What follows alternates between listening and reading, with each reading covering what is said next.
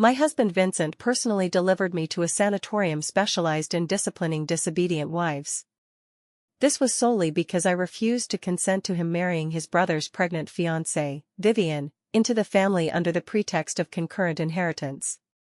Selina, you should learn what it means to be obedient. This was the last sentence he spoke to me. Over the course of 90 days, they attempted to smooth my edges with branding irons. He brought Vivian to visit me. Vivian nestled in his arms, her abdomen swollen, her face full of smug satisfaction. I sat quietly, hands folded, eyes vacant. Vincent was very pleased with my current appearance. Selina, do you realize your mistake? I offered him a perfect smile. I realize my mistake, Vincent. My error was in not cutting the brake lines thoroughly enough when I orchestrated that car accident. I watched the color drain from his face. Even more so, in not ensuring you died alongside him. As my words landed, the air froze. The color drained from Vincent's face, replaced by rage. Selina, you're insane, he roared. He strode forward in one step, his hand viciously gripping my wrist. It hurt intensely. I did not struggle, merely maintaining my smile as I looked at him. Vivian let out a startled cry, like a frightened rabbit. She weakly hid behind Vincent. Vincent, don't do this. Sister, she's just ill. She's speaking nonsense. Don't scare the baby. She stroked her abdomen, each word adding fuel to the fire.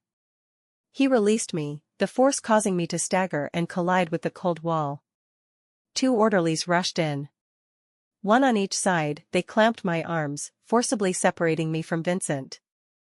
Mr. Vincent, the patient is emotionally unstable. Please leave first with Miss Vivian. The orderly's grip was strong, their arms constricting me painfully. Vincent straightened his slightly wrinkled suit, restoring his superior demeanor. He looked at me not as a wife, but with the gaze reserved for garbage. He turned to the sanatorium dean, who stood bowing submissively. Dean, it seems your discipline is far from sufficient. Each word was laced with ice. Intensify the efforts, regardless of the methods. I do not wish to hear another mad word from her mouth. She requires absolute silence and absolute obedience. Yes, yes, Mr. Vincent, rest assured. The dean nodded and bowed repeatedly, his face piled with obsequious smiles. We will certainly administer the most thorough discipline to Mrs. Fu, ensuring she learns what obedience means. Discipline, what an elegant term. I knew what that entailed: more frequent electric shocks, injections of drugs that left me dazed, and that wooden donkey covered in spikes. I was dragged by the orderlies, my feet tracing futile marks on the smooth floor. Vivian peeked from behind Vincent, casting a pitying glance. Her eyes betrayed unconcealed triumphant scheming. Sister, be obedient. Vincent is doing this for your own good. Once you're cured, we'll still be one family. Her voice was sweet and soft, like poison coated in honey. Vincent did not look at me again, he embraced Vivian's shoulders, gently soothing her. Don't be afraid, Vivian. The ramblings of a lunatic are not worth heeding. Let's go. The air here is poor, bad for you and the child. I'll listen to you, Vincent. They turned away, a picture of a talented man and beautiful woman, like a perfect pair. I was dragged through that heavy iron door leading to the isolation room. In the final moment, I mustered all my strength, my gaze crossing over Vincent's shoulder. It locked precisely onto Vivian's eyes. She was looking back at me with a hint of provocation. I made no sound, only mouthing the words, enunciating each one, Edward. I saw the color drain from Vivian's face in an instant, paler than Vincent's had been earlier. Her body swayed, nearly collapsing, but Vincent caught her. What's wrong, Vivian? Are you unwell? And nothing, Vincent. Perhaps I'm a bit tired. Her voice trembled. The iron door clanged shut before me. Darkness engulfed me. But I smiled. Vivian, the real show is about to begin. The isolation room had no light, only endless darkness and mildew. The orderlies roughly flung me to the ground, the cold concrete making me shiver. They injected me with a sedative.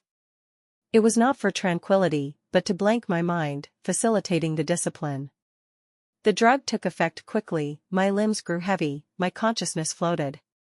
Memory surged under the drug's catalysis, uncontrolled. Scene after scene pierced my numb nerves like spikes.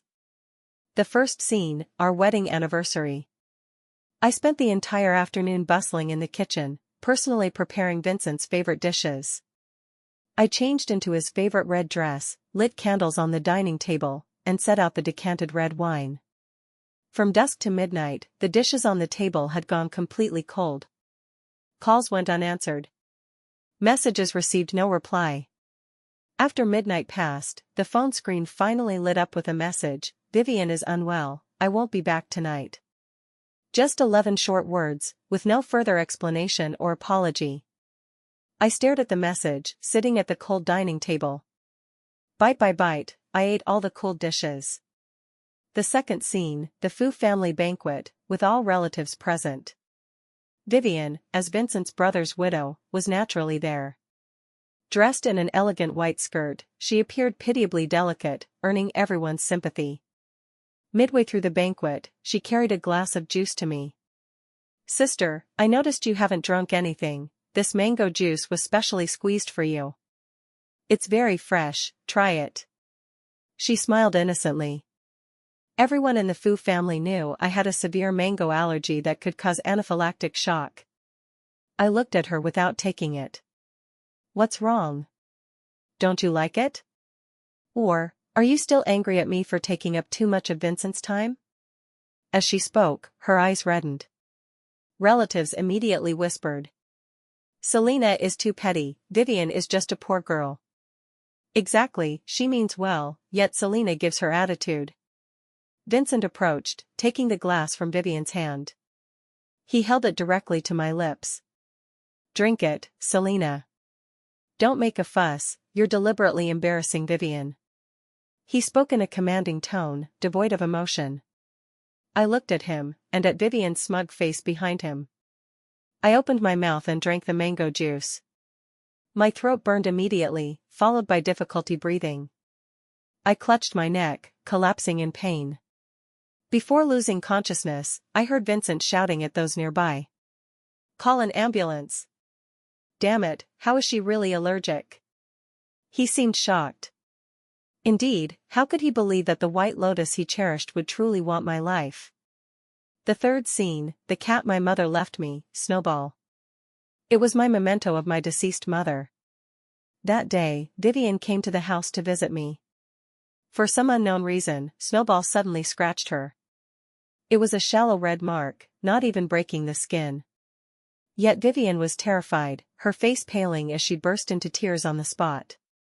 When Vincent returned, he saw Vivian crying while I held Snowball, at a loss.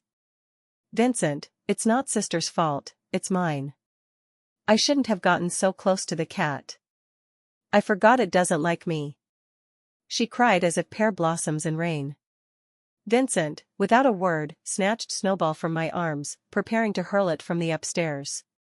"Selina, have you caused enough trouble? To appease the frightened Vivian, this cat must die." "No. Vincent. That's what my mom left me." I frantically tried to grab it back. "It's just a beast, does it compare to the fright Vivian endured?" The recollections were interrupted by intense itching and suffocation. I awoke startled, my throat swelling again, breathing extremely difficult. Red rashes appeared on my skin, itching unbearably. I was having an allergic reaction. I looked at the dinner tray discarded on the ground. Was there mango in that porridge? They resorted to such despicable tactics. I curled up on the floor, my body convulsing from oxygen deprivation. In the darkness, I seemed to see Vincent's indifferent face again and hear Vivian's cloyingly sweet voice. Prolonged emotional neglect, endless belittlement. Now, physical torment wove into a vast net, trapping me. It turned out they had always wanted me dead. Previously with subtle knives, now with real ones. Very good, indeed very good. My throat and trachea tightened inch by inch, the suffocation growing stronger. I knew this was my opportunity, my only one. Before consciousness was fully engulfed, I used my last strength. I reached for the sharp porcelain shard hidden in the seam of my pant leg. It was secretly stashed when I shattered the rice bowl. I had prepared for this day for too long. Without hesitation, I slashed deeply across my wrist. Warm liquid surged out instantly, spreading on the cold ground. I lay in a pool of blood, feeling life ebb with the blood loss. I forced myself to stay conscious, calculating time. About 5 minutes later, the isolation room door opened. It was the orderly on routine check. The blinding flashlight beam hit my face, followed by a terrified scream. "Help! The patient has committed suicide." The entire sanatorium erupted in chaos instantly. I was hastily lifted onto a stretcher and wheeled out of hell amid noisy voices and hurried footsteps. "Quick! To the affiliated hospital. The patient has excessive blood loss and severe allergic reaction, any delay will be too late." The dean's voice was filled with panic. He feared that if I died there, Vincent would hold him accountable. I kept my eyes closed, allowing them to rush me along. During the transfer from the sanatorium to the ambulance, there was a surveillance blind spot about 10 meters long. As the stretcher passed through it, the young nurse pushing me accidentally tripped. The stretcher tilted, and the white sheet covering me slipped halfway off. Sorry. She apologized hastily, fumbling to readjust the sheet. In the instant she bent down, she swiftly slipped a cold object into my palm. At the same time, she whispered in a voice only we could hear. "Miss Selina, Mr. Adrian is waiting for you in the morgue. Safe journey." After speaking, she straightened up, recovered the sheet, and continued pushing me forward. Everything happened in a flash. No one noticed. I clenched the object in my hand, a small scalpel blade. I had once sponsored a group of impoverished medical students, this nurse was one of them. I remembered her, her name was Lillian. Upon arriving at the hospital, I was rushed directly into the emergency room. "Patient in anaphylactic shock with excessive blood loss, heartbeat has stopped. Prepare the defibrillator. 1 dose of epinephrine, quick." I listened to the tense dialogue of doctors and nurses around me, my heart utterly calm. Half an hour later, the attending physician pulled down his mask and announced my death. "Resuscitation failed, notify the family." I was covered with a white sheet, wheeled out of the emergency room, and sent to the hospital's underground morgue. The morgue's air conditioning was set high. The air was permeated with the smell of formalin. After confirming no one was around, I threw off the white sheet and sat up. A man in a black trench coat stood with his back to me in front of a row of refrigeration cabinets. His tall, straight figure exuded an aura of unapproachable oppression even from behind. "Adrian." I spoke, my voice hoarse from hypoxia and weakness. The man turned around. He had a handsome face with an intensely aggressive quality. His features were profound, his gaze sharp like an eagle's. He was Adrian, the president of the Yen Group, the Fu family's longtime business rival. "It seems you succeeded." Adrian appraised me, from my pale face to the bleeding wound on my wrist. "Did you bring the deposit?" I asked. He lifted his chin, indicating the metal briefcase nearby. I got off the bed, bare feet stepping on the cold ground. I walked to him and began reciting. Fu Group, in the third quarter of XXXX, falsely reported overseas project costs of 37 million to evade taxes. The handler was the finance director. The original accounts are hidden in his mistress's apartment in the east of the city, specific address is. In XXXX, during the Fu Group's bid for the southern city plot, through Vincent's father, they bribed the then planning bureau chief with 5 million in cash and a valuable set of antiques. The transaction occurred at a private club in the suburbs, the audio evidence is at. In one breath, I recounted all the illicit account details from the Fu Group's early rise that I had memorized.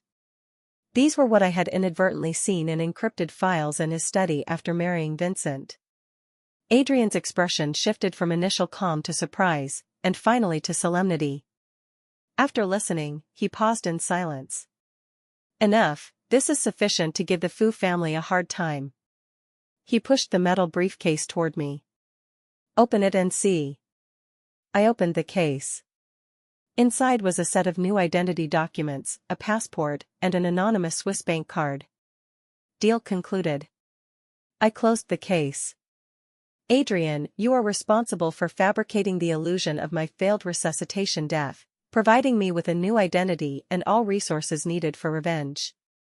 In return, upon success, all of the Fu Group's core assets will be yours. Adrian looked at me, his gaze showing inquiry for the first time. Is it worth it? Turning yourself into a dead person for revenge. Dead person? I laughed. The laughter echoed in the empty morgue, somewhat eerie. I died long ago. From the day I was sent to the sanatorium, Selina was already dead. What lives now is merely an avenger crawled back from hell. The day after my death, Vincent received a call from the sanatorium dean.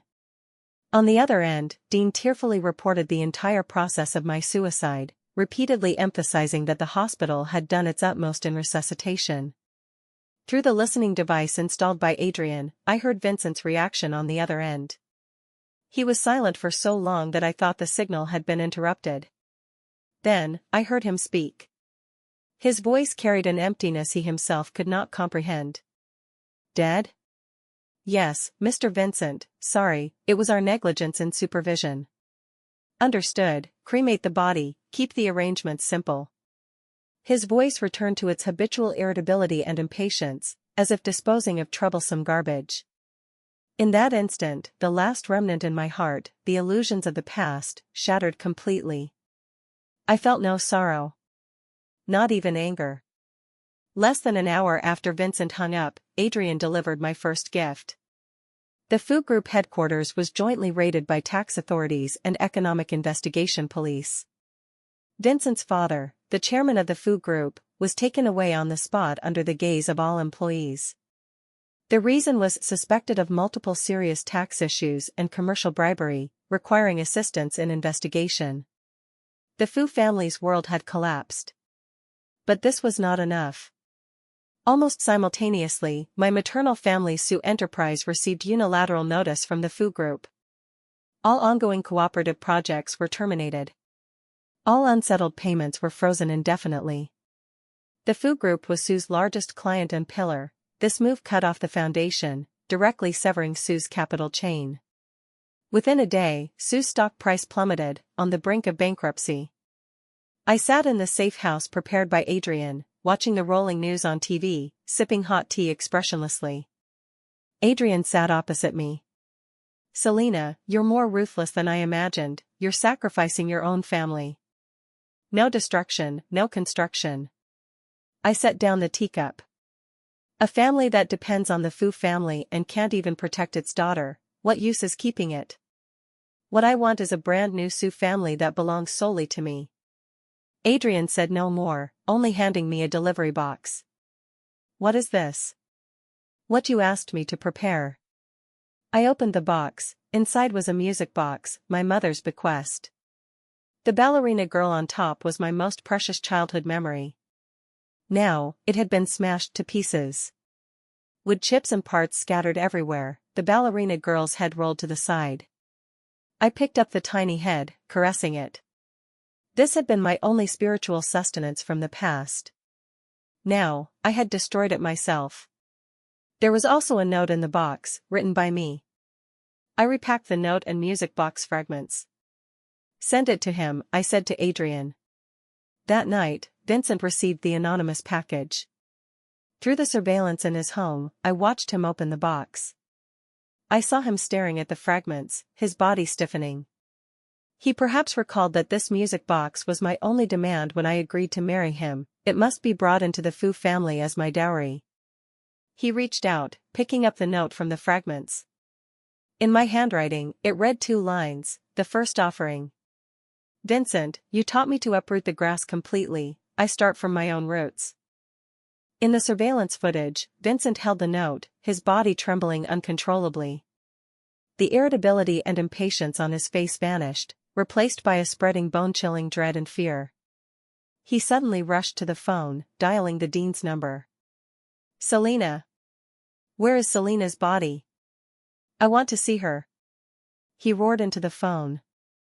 "Mr. Vincent, it has already been cremated as per your instructions." "Cremated?"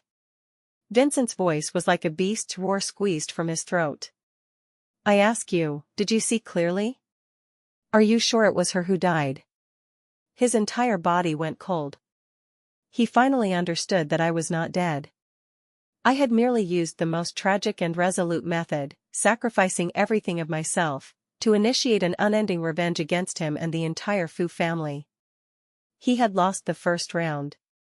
And this was merely the beginning. The Fu family was in utter chaos. The chairman was under investigation, the company's stock price plummeted. Vincent was overwhelmed, seeking help everywhere but meeting obstacles at every turn. At this juncture, Adrian's second major gift for me exploded across the internet. A 10,000-word article signed by former Fu family doctor spread virally on major social platforms. The title was sensational: "Tycoon's Cage, the Concurrent Inheritance and Discipline I Witnessed." The article, in first person, detailed how an eldest daughter-in-law from a scholarly family, due to her kindness and innocence, inadvertently discovered her husband's family secrets. And because she opposed her husband marrying his deceased brother's pregnant lover into the family via concurrent inheritance, she was forcibly diagnosed with hereditary mental illness and sent to a private sanatorium.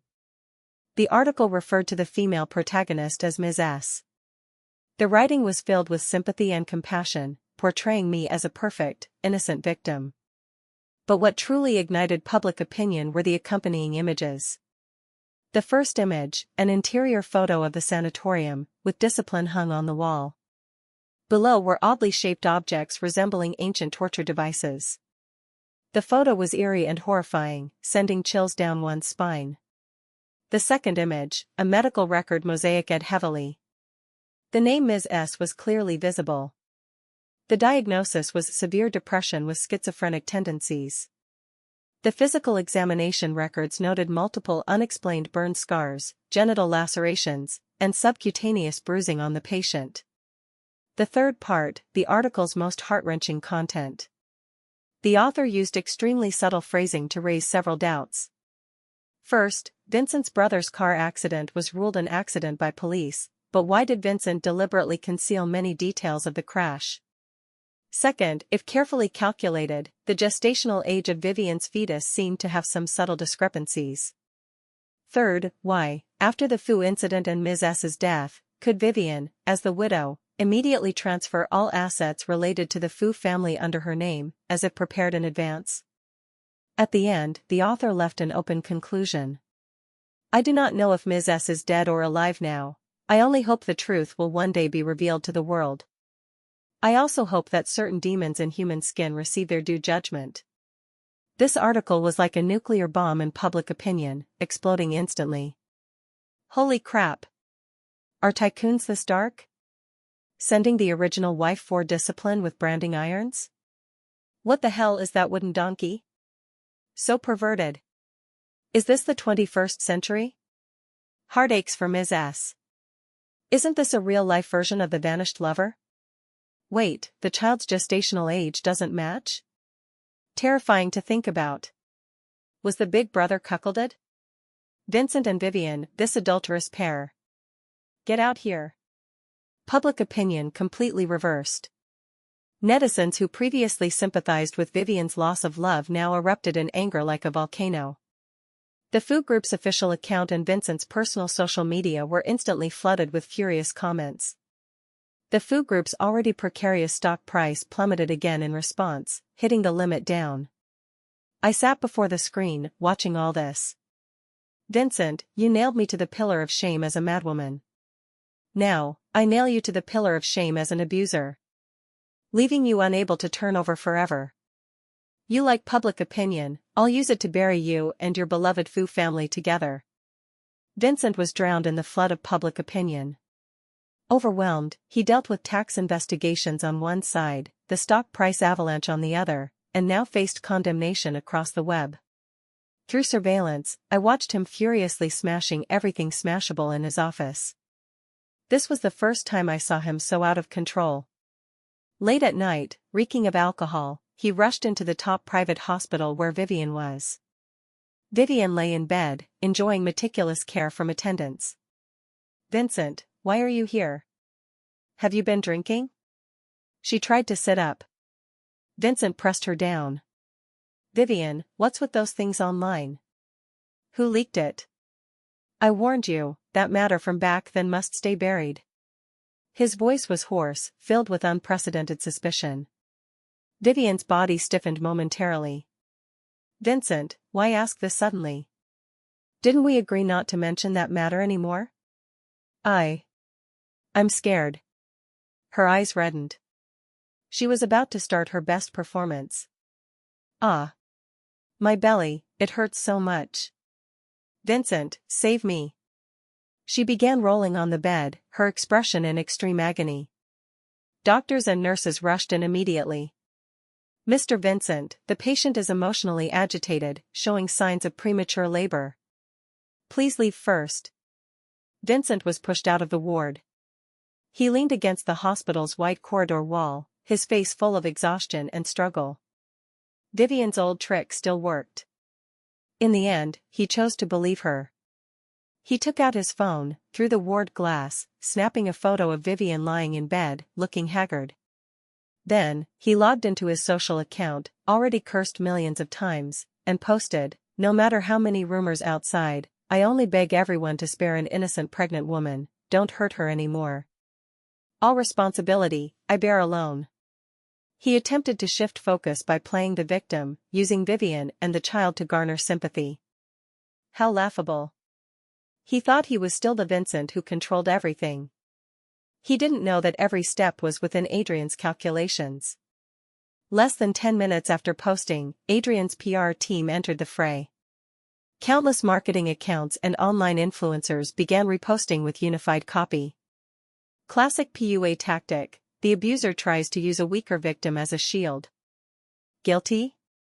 Starting to use the pregnant woman as a bullet shield? Translation: curse me all you want, just don't hinder me using the child to inherit the family fortune. Am I the only one who thinks that the more he protects Vivian like this, the more it proves the online revelations are true? Public opinion not only didn't subside but provoked fiercer disgust and mockery. The term using pregnant woman as shield surged to the top of hot searches. Vincent's behavior was interpreted as guilty, hypocritical, and utterly irresponsible. I watched in the surveillance as Vincent stared fixedly at his phone, his face turning from ashen to pale. Finally, he smashed the phone against the wall. The screen shattered into pieces, just like the irreparable crack that had formed between him and Vivian. "Very good. Vincent, continue your performance. The more you struggle, the more outrageously wrong you become. I will watch you step by step into the inescapable net I have set for you. The company on the verge of bankruptcy, reputation in tatters. Even the last PR attempt became a joke." Exhausted Vincent returned alone late at night to our former marital home. Perhaps he sought a moment's respite there. He opened the door. What greeted him was not familiar warmth, but an empty vastness with echoing sounds. All furniture in the house, the curtains I carefully selected, the only photo of us on the wall, the Persian rug on the floor. Everything was gone. The entire house had been emptied into a shell. Pale moonlight streamed through the curtainless floor-to-ceiling windows, stretching his shadow long. He stood in the center of the empty living room, his face utterly bewildered and stunned. He took out his phone, dialing his lawyer. "Where is our furniture? Stolen? Call the police immediately." The lawyer paused on the other end. "Mr. Vincent, that property is no longer under your name." "What do you mean? Have you forgotten? A year ago, you signed an agreement. Miss Selina used half of her dowry under her name to inject life-saving funds into the then cash-strapped Fu Group. In exchange, the ownership of that marital home was completely and independently transferred to her personal name from then on." The lawyer's voice was calm. "All items in the house are Miss Selina's private property. The moving company she commissioned cleared and transported everything 3 days ago. All procedures were legal and compliant. Vincent held the phone, silent for a long time. He perhaps only then recalled such a matter. At the time, he thought me foolish, exchanging real money for a house he could buy 10 more of any time. He had even mocked me. Now, standing in this empty room, he was like a joke. He began wandering in this shell, like a lost soul. He passed the kitchen, perhaps recalling my figure cooking for him. He passed the study, perhaps remembering the late nights I organized files for him. He passed the bedroom, perhaps thinking of the countless nights I waited for him here. Those contributions he never cared about, taken for granted. In this moment, through their absence, became strikingly clear. For the first time, he so clearly recalled everything I had done for him, from staunch support in career to meticulous care in life. It turned out that this woman he personally pushed away was the foundation of his entire life and career. Finally, in a corner of the master bedroom, he found an overlooked small note. He squatted down and picked it up. It was my handwriting, elegant yet with a touch of resoluteness. It bore only one sentence: "The home is gone, are you satisfied now?" Through the camera hidden in the smoke alarm, I watched Vincent. He looked at the note, his shoulders beginning to shake violently. Then, this man who had never shed a tear before outsiders, this man who sent me to hell, like a child, squatted in the corner of the empty room, emitting suppressed, breaking sobs. He covered his face, curling up in pain. "You think you lost only a disobedient wife? No, what you lost is the entire world you once possessed." Vincent's pursuits and pleas were, to me, merely an irrelevant farce. My revenge had reached its final step. Through Adrian, I submitted to the police the final, most lethal evidence. It was a file from Cloud Backup. The source was the dashcam I had installed in the car I gave to Vincent's brother Edward that year. When I gave him the car, I kept a precaution, setting the dashcam data to autosync to my private email. This video recorded everything before the accident. The video footage was clear. Inside the car, Edward was driving, Vivian in the passenger seat. They were arguing intensely. "Vivian, Edward, what do you mean? I must give birth to this child." Edward, "Give birth? Vivian, do you take me for a fool? I had a checkup last month. I have severe oligospermia. The doctor said my natural conception probability is almost 0. Whose bastard is in your belly? Vivian, you're talking nonsense. This child is yours. Edward, even now you're stubborn. I've already checked. Last month you booked a hotel room with your ex-boyfriend. You even have an ambiguous relationship with my brother. Do you think I know nothing?" Vivian's face turned deathly pale instantly. You investigated me?" "Not just investigated. I'm canceling the engagement with you. You disgusting woman, dream on entering the Fu family door." Edward roared, starting to dial. "Hey, Dad, I want to cancel the wedding with Vivian, this woman she." Seeing this, Vivian went completely mad. She lunged, grabbing Edward's steering wheel. "No. You can't say it. Edward, if you ruin me, I'll take you down with me." The vehicle instantly lost control, crashing into the roadside barrier and rolling over. The video went black here, but the audio continued. After the accident, Vincent was the first to arrive at the scene in the recording.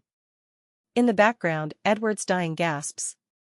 Vincent, you're here. Bro. Hold on. Ambulance is coming soon." It was Vincent's voice. "It's no use. I know my own body. Vincent, listen to me, it's Vivian, the child in her belly, isn't mine, she grabbed the wheel, causing the accident. Bro. Vincent, promise me, don't let this bitch and her bastard enter the Fu family door, avenge me." Edward's voice grew weaker. Finally, it vanished completely. A long silence. Then, Vincent's voice. To his father on the phone, the Fu chairman, he said quietly, "Dad, big brother is gone. Before dying, he asked me to take good care of sister-in-law. The child in Vivian's belly can't be fatherless. I think I'll undertake concurrent inheritance and marry her. The truth was revealed. This recording not only proved Vivian was the direct culprit of the accident but also exposed Vincent concealing his brother's dying truth to be with Vivian. After police obtained the evidence, they acted immediately. Vivian was arrested on the spot in the hospital for suspected intentional injury causing death. Vincent was arrested by law for harboring, perjury, and multiple crimes combined. The Fu family, this once invincible business empire, completely collapsed in one day. All sins were exposed under the sun. All sinners received their due judgment. I stood before the floor-to-ceiling window, gazing at the distant city lights. It was over. This revenge spanning life and death finally concluded. 2 years later, after prolonged bankruptcy liquidation, the Fu Group was jointly acquired by 2 companies. One was the Yen Group. The other, a newly established, aggressively rising investment firm named Selina Capital. On the cover of the finance magazine was me. Selina, returning strongly as the founder of Selina Capital. In the photo, I wore a sharp white suit, confident and composed. I not only rebuilt the Su family's business empire but, with Adrian's help, developed it to unprecedented heights. Meanwhile, Vincent was released early from prison for good behavior. Upon release, he had nothing. All Fu family assets were confiscated. Penniless, he had no place to live. I heard his mental state was unstable, fluctuating. He disturbed no one, just day after day went to the cenotaph erected for me. Wiping that cold, photoless tombstone all day long, like the most devout believer guarding an empty grave. I saw him again at an international business forum in Switzerland. I was one of the keynote speakers. He mingled in the peripheral crowd at the venue, ragged and emaciated, clashing with the elegant atmosphere. Across the distant crowd, he gazed obsessively at me on stage. I finished my speech and stepped off the stage. Adrian beside me naturally took my microphone, handing me a cup of water. We exchanged smiles.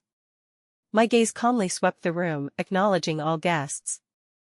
My line of sight passed over Vincent's direction without lingering, not even for a second. Like glancing over an irrelevant background panel, a blurry pixel. To him, I was the ineradicable, heart-gouging pain of his latter life. To me, he was merely a nameless, erased past in my brilliant life. No love, nor hate.